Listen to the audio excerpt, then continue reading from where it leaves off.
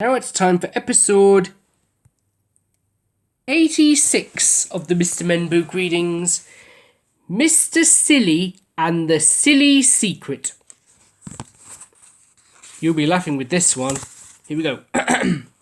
Mr. Silly lives in a silly house, quite the silliest looking house you have ever seen. Well, have you ever seen a sillier looking house? But then Mr. Silly is so very silly, so it is hardly surprising that he lives in such a silly house. On this particular day, Mr. Silly decided to make the most of the good weather and go out for the day. He got to the bus stop, but he kept walking.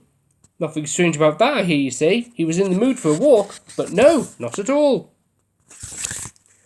Mr. Silly had decided to wait for the bus a little further along, by a lamppost. But do you know what happens when you wait for a bus by a lamppost? That's right, the bus doesn't stop. How silly of Mr. Silly.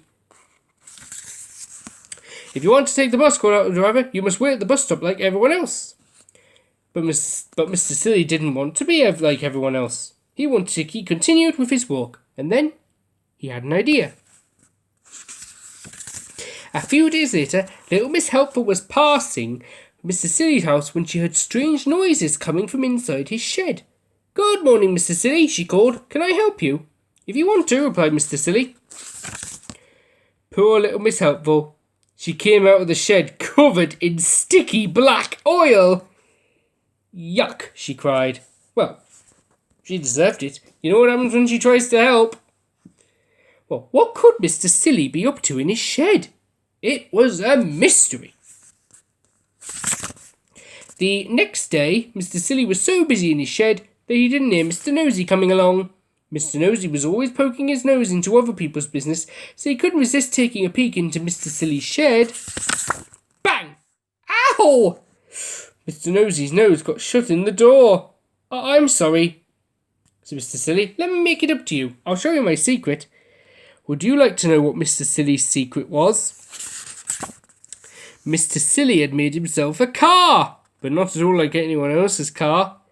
It was an extremely tall, bath-shaped car. Mr. Silly could see for miles around. Isn't that silly? "A car that you can take a bath in," laughed Mr. Funny. "How funny!"